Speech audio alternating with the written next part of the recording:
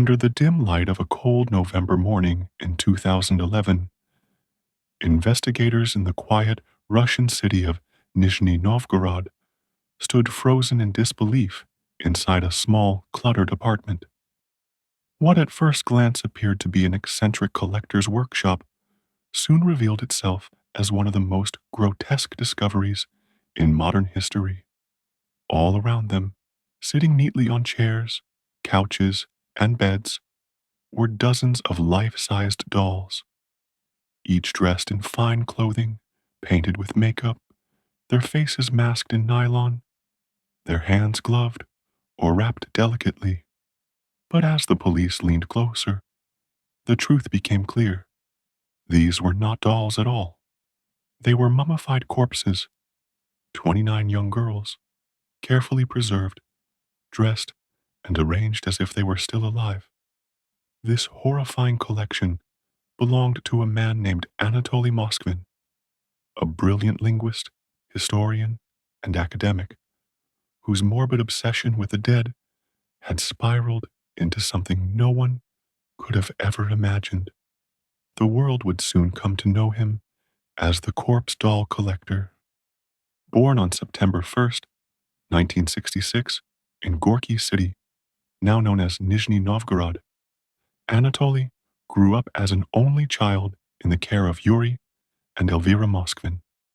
From the outside, the family appeared ordinary. His parents were proud of their quiet, intelligent boy who excelled in school and devoured books.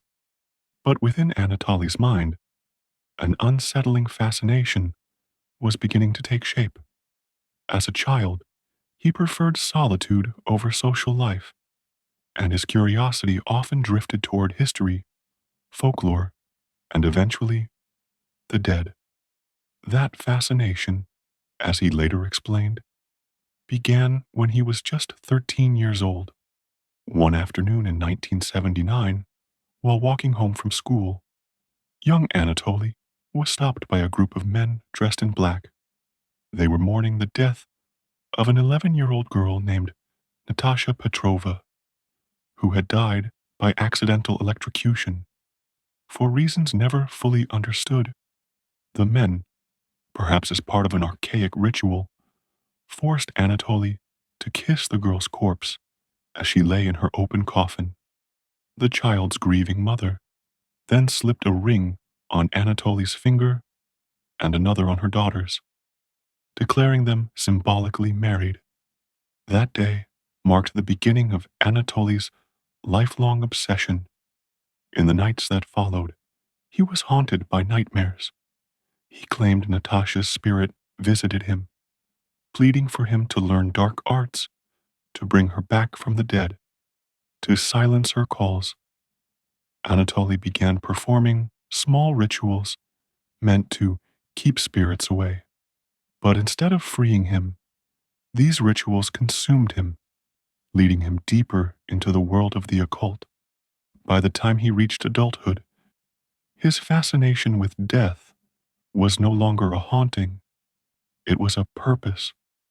In the 1980s, Anatoly attended Moscow State University, where he earned degrees in philology and history. His intellect was remarkable.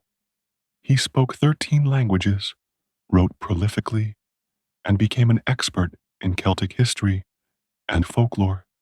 His colleagues saw him as eccentric, but brilliant. He lectured at the Institute of Foreign Languages and contributed to local publications, including one called Necrologies, a newspaper dedicated to cemeteries and obituaries.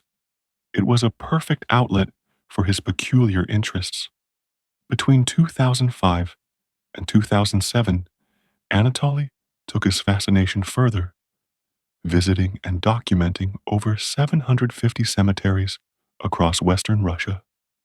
He walked for miles each night, often sleeping in barns or even atop coffins. His meticulous notes became compilations titled Great Walks Around Cemeteries and What the Dead Said. Locals began referring to him as the cemetery expert. But behind that reputation lay something darker. an obsession that was turning into ritualistic devotion. He wasn't merely studying the dead, he was trying to communicate with them. In his mind, each grave held a trapped soul, and it was his duty to comfort them. During the 1990s, his research expanded to ancient Druid practices and resurrection folklore. He became convinced that by lying atop graves, he could hear the voices of the dead. He began frequenting the graves of children, saying their souls called to him. He believed that if he showed them warmth and kindness, they would speak, and perhaps one day return to life. But soon, Anatoly grew frustrated that the children's voices were faint. They are too cold, he thought. They cannot speak from underground. And so, he made a decision that would horrify the world. Beginning in the early 2000s, he began secretly exhuming the bodies of young girls.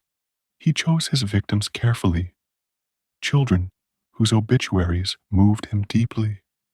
He would read their stories, visit their graves, lie upon the earth, and wait for a sign.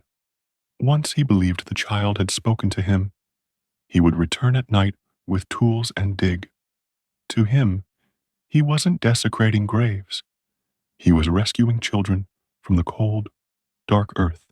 He would carefully lift the bodies from their coffins, sometimes cutting small holes through the wood to reach inside, and carry them home.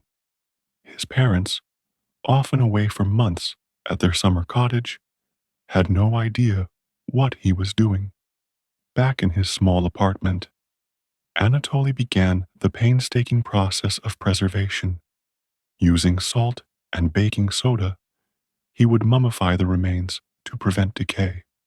Once the bodies were dried, he dressed them in bright clothes, often the same ones they were buried in, painted their faces, and inserted glass or toy eyes beneath nylon stockings so they could watch cartoons with him. He stuffed their bodies with rags to give them softness, placed gloves over their fragile hands, and adorned them with ribbons, jewelry, and dolls' accessories. Each doll became a new member of his bizarre family. He even installed music boxes inside some of them, so they would play gentle melodies when moved. To Anatoly, they were not corpses. They were his children. He read to them, sang lullabies, celebrated birthdays, and arranged them around his home like a living family. He insisted that he had never harmed them nor treated them sexually. They were my daughters, he said.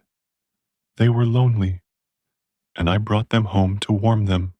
When police finally raided his apartment in November 2011, what they found defied all reason. The small flat was packed with 29 mummified girls, ranging from ages 3 to 25, all sitting peacefully as if frozen in time. The smell of decay had long been masked by perfumes and chemicals. Some sat upright on chairs. Others lay on beds surrounded by toys and children's books. One was even placed in a child's pram. Anatoly's elderly parents, who lived with him, told police they had always found his dolls strange but harmless. We thought it was his hobby, his mother Elvira said. We never imagined there were dead bodies inside.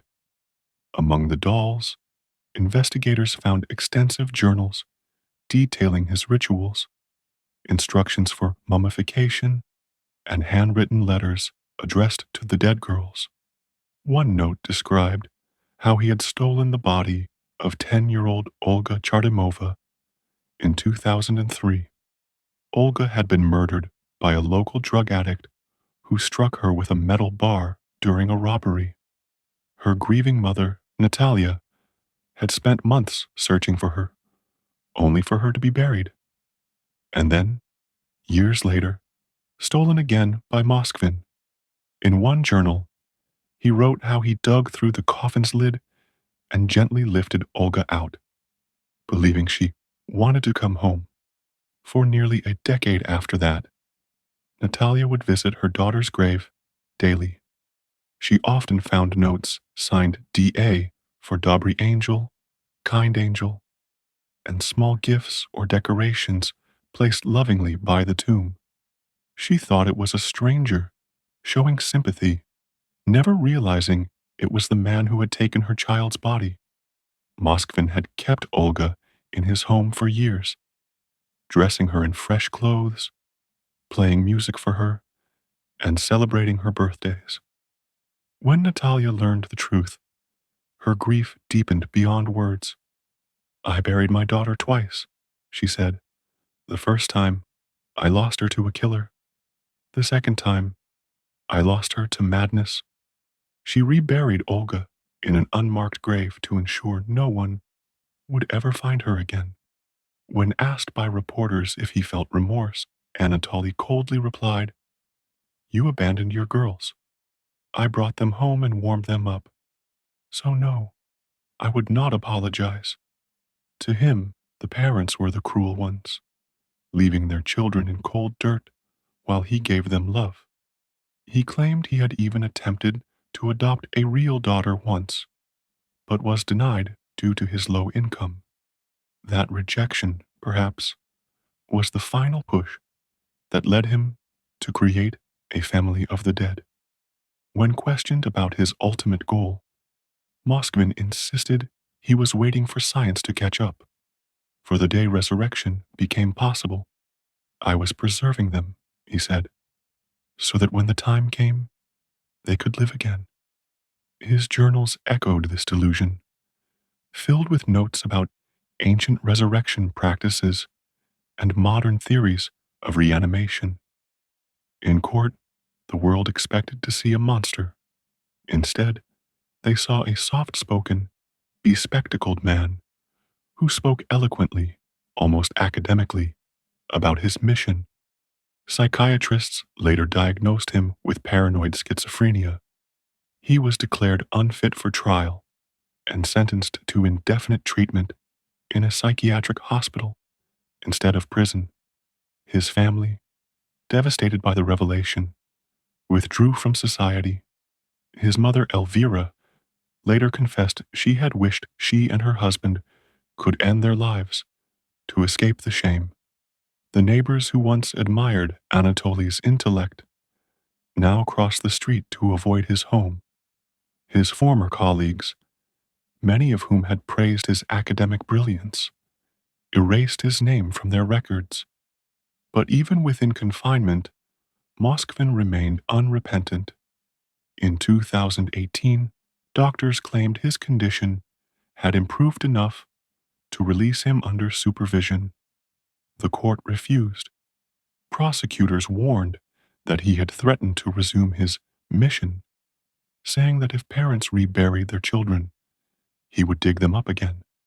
To this day, Anatoly Moskvin resides in a psychiatric institution, living within the warped logic of his own creation.